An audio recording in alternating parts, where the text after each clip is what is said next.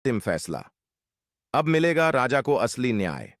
जी हां, राजा हत्याकांड में अब वह घड़ी आ गई है जिसका इंतजार पूरा देश कर रहा था। राजा रघुवंशी हत्याकांड में हर दिन नए नए खुलासे हो रहे हैं। हर दिन कोई ना कोई नया सबूत सामने आ रहा है, जिससे यह केस सुलझने के बजाय और भी उलझता जा रहा है। जब जब सोनम को सजा मिलने का समय करीब आता है, तभी कोई ऐसा सबूत सामने आ जाता है जो इस केस की दिशा को पूरी तरह बदल देता है। पुलिस उस नए सुराग की तह तक जाने लगती है और इसी वजह से सोनम को सजा मिलने में बार बार देरी होती जा रही है।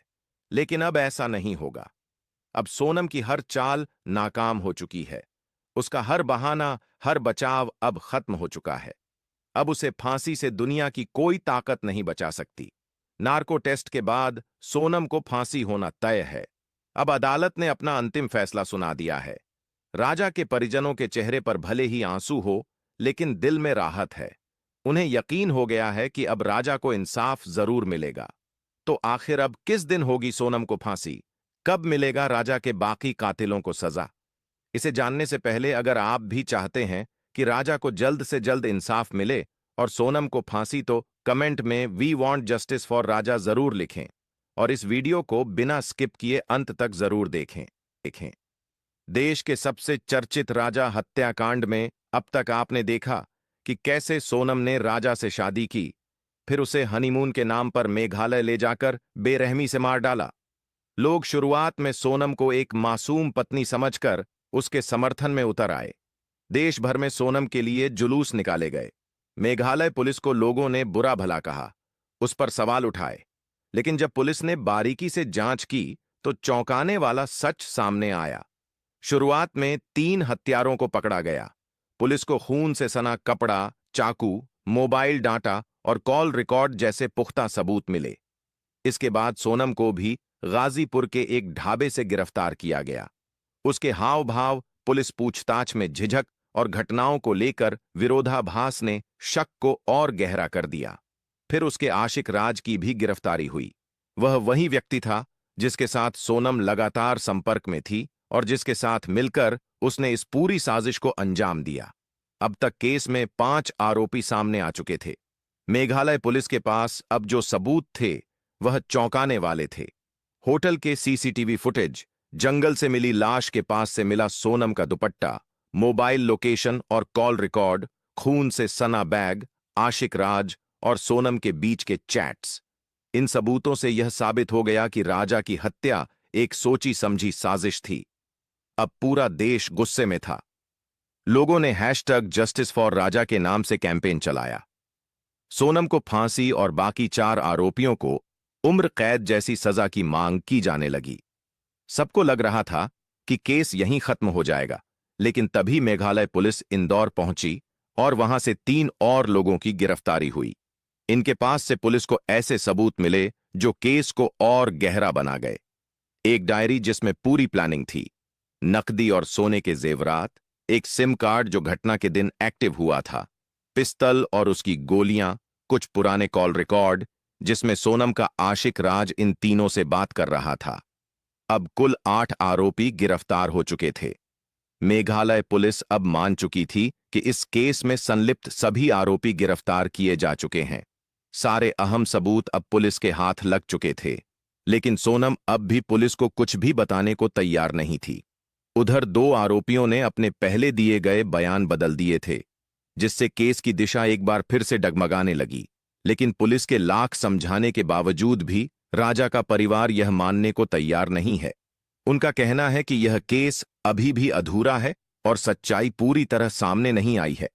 परिवार का मानना है कि अभी भी कुछ राज्य दबाए जा रहे हैं और सिर्फ सोनम ही नहीं, उसके पीछे खड़े असली गुनहगारों को भी बेनकाब किया जाना बाकी है। राजा के परिवार ने कहा, यह केस अब भी पूरा सामने नहीं आया है। सोनम किसी को बचा रही है। उन्होंने सीधे तौर पर सोनम के परिवार पर आरोप लगाए कि इस मर्डर प्लान की जानकारी उसके घर वालों को थी और उन्होंने जानबूझकर इसे छिपाया। राजा के परिवार का कहना था कि सोनम के भाई और पिता इस हत्या के पीछे हो सकते हैं। हाल ही में आपने देखा होगा कि सोनम का भाई गोविंद अपनी बहन को बचाने के लिए मेघालय जाने की बात कर रहा था। उसने खुलकर कहा कि मेरी बहन निर्दोष है और उसे छुड़वाने के लिए एक अच्छा वकील करने की भी बात कही। यह वही सोनम का भाई गोविंद है जो राजा की हत्या के बाद उसकी मां से लिपटकर इस तरह रोने का नाटक कर रहा था जैसे उसे सोनम के बारे में कुछ भी नहीं पता हो। वह खुद को ऐसा दिखा रहा था जैसे वह राजा के परिवार का सबसे बड़ा हमदर्द है। लेकिन जैसे ही मामला थोड़ा ठंडा पड़ा, वही भाई अब सोनम के पक्ष में खड़ा हो गया। गोविंद को आपने रोते बिलखते भी देखा। गोविंद को आपने राजा की मां उमा रघुवंशी के गले मिलकर रोते हुए देखा, जो ये बात कह रहा था कि हम राजा के परिवार के साथ खड़े रहेंगे। कोई भी बात आएगी तो मैं बेटे की तरह इस परिवार का साथ दूंगा। जो कह रहा था कि सोनम से अब उसका कोई रिश्ता नहीं है। वह राजा की हत्या के लिए सोनम को फांसी दिलाने के लिए खुद वकील करेगा। वह बाकायदा प्रेस कॉन्फ्रेंस कर रहा था, बयान दे रहा था, लेकिन अब वही गिरगिट की तरह बदल गया। अब उसके दिल में अपनी उस कातिल बहन के लिए प्यार जाग गया है, जो बहन 1 महीने पहले मासूम राजा को मौत के घाट उतार कर उसके माता पिता को जिंदगी भर रोने पर मजबूर कर चुकी है। जो गोविंद 1 महीने पहले राजा के परिवार के सपोर्ट में था, अब वही गोविंद राजा के परिवार के खिलाफ खड़ा हो गया है। वह सोनम के बचाव में सबसे आगे आ चुका है। मेघालय जाकर सोनम से मिल रहा है, उसे बचाने की कोशिश कर रहा है। अब उसका कहना है कि सोनम ने कुछ नहीं किया, जबकि सबूत चीख चीख कर कह रहे हैं कि वही राजा की असली कातिल है। और दुख की बात यह है कि सोनम का परिवार आज भी सच्चाई मानने को तैयार नहीं है। जब परिवार वाले ही अपराधियों को बचाने लगे तो वह कभी भी अपने जुर्म को जुर्म नहीं मानते। उन्हें कभी गलती का एहसास नहीं होता। और इसीलिए आज हम सबकी जिम्मेदारी बनती है कि इस केस में न सिर्फ सोनम बल्कि उसके भाई जैसे छुपे गुनहगारों को भी सजा दिलाई जाए। राजा रघुवंशी हत्याकांड में हर रोज कोई ना कोई नया मोड़ सामने आ रहा है। मेघालय पुलिस के सूत्रों के मुताबिक उसकी गतिविधियों और बयानों में कई ऐसे विरोधाभास मिले हैं जो इस केस को और गहरा बना रहे हैं। राजा के अंतिम संस्कार के बाद गोविंद की तस्वीरें वायरल हुईं, जिसमें वह राजा की मां उमा रघुवंशी से लिपटकर रो रहा था। यह दृश्य बहुत भावुक था, लेकिन पुलिस का मानना है कि यह एक सोची समझी रणनीति हो सकती है ताकि समाज की सहानुभूति उसे और उसके परिवार को मिले और सामाजिक बहिष्कार से बचा जा सके। गोविंद न सिर्फ उज्जैन में राजा के अंतिम संस्कार में गया, बल्कि परिवार के और कार्यक्रमों में भी शरीक होता रहा। लेकिन यह सब क्या सिर्फ दिखावा था? जांच में सामने आया है कि गोविंद की बालाजी फर्म का नाम हवाला कारोबार से जुड़ा हुआ है। पुलिस को शक है कि राज और जितेंद्र रघुवंशी के जिन बैंक अकाउंट्स का इस्तेमाल सोनम कर रही थी, वे बालाजी फर्म के माध्यम से मनी ट्रांसफर और हवाला ट्रांजैक्शन के लिए उपयोग में लाए गए थे। यह भी आशंका जताई जा रही है कि अगर पुलिस ने इस फर्म की जांच शुरू कर दी तो गोविंद खुद फंस सकता है। शायद इसी डर से वह इस केस से लोगों का ध्यान भटकाने में लगा है। गोविंद ने बार बार बयान दिया कि राज और सोनम भाई बहन जैसे थे, लेकिन अब सबूत कुछ और ही कहानी कह रहे हैं। यह दावा किया जा रहा है कि गोविंद नहीं चाहता था कि केस में लव ट्रायंगल एंगल उभरे, क्योंकि इससे सोनम और उसकी फर्म दोनों की छवि खराब होती। यही कारण है कि वह जानबूझकर मीडिया और पुलिस के सामने ऐसे रिश्ते की बात करता रहा जिससे लोगों को गुमराह किया जा सके।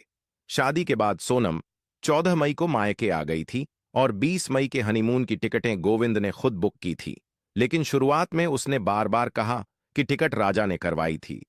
सोनम जब ससुराल से मायके आई तो सारे गहने साथ ले आई, लेकिन गोविंद ने इस पर कोई सवाल नहीं उठाया, ना ही पुलिस को जानकारी दी।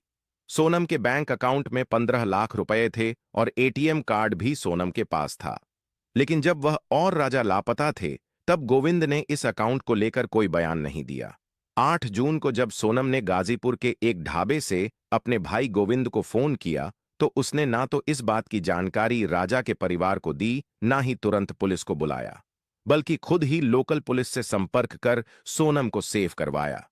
अब मेघालय पुलिस को पूरा यकीन है कि गोविंद इस केस में डबल गेम खेल रहा है। बाहर से वह राजा के परिवार के करीब जाने की कोशिश कर रहा है, लेकिन अंदर ही अंदर वह सोनम को बचाने के लिए कानून को गुमराह कर रहा है। अदालत में भी कोशिश हो सकती है कि सोनम को मानसिक रूप से अस्थिर बताकर सजा से बचाया जाए, और इस थ्योरी के पीछे भी गोविंद की ही रणनीति मानी जा रही है। उसके मोबाइल रिकॉर्ड, लोकेशन डाटा और बैंक लेन देन की जांच की जा रही है। गोविंद अब सिर्फ सोनम का भाई नहीं, इस केस में एक प्रमुख संदिग्ध बन चुका है। अब सोनम का भाई खुलेआम कह रहा है कि सोनम निर्दोष है, उसे फंसाया गया है। हम सोनम से मिलने मेघालय जाएंगे, एक अच्छा वकील करेंगे और उसे बाहर निकालेंगे। इतना ही नहीं, वो उसी कातिल बहन से राखी बंधवाने की भी बात कर रहा है, जिस बहन ने 1 महीने पहले एक बहन से उसका भाई छीन लिया, एक मां से उसका बेटा छीन लिया, एक पिता से उसके बुढ़ापे का सहारा छीन लिया, जिस भाई ने पहले राजा के परिवार को झूठी हमदर्दी दिखाकर उनका भरोसा तोड़ा, फिर उसी बहन के साथ खड़ा हो गया जिसने सब कुछ छीन लिया। अब उस भाई को भाई कहने का कोई हक नहीं। सोनम के लिए वो भाई नहीं, उसका बचाव करने वाला दूसरा गुनहगार है। अगर इंसाफ की नजर से देखें तो सोनम को अब उस भाई से राखी नहीं सजा मिलनी चाहिए, और उस भाई को भाई नहीं, केस का सह अभियुक्त माना जाना चाहिए। क्योंकि जो व्यक्ति हत्या की मास्टरमाइंड बहन के बचाव में वकील खोज रहा है, सबूतों को झुठला रहा है, वह भी कहीं ना कहीं इस साजिश का हिस्सा है या बन चुका है। अब सोनम का भाई गोविंद पूरी तरह दबाव में है।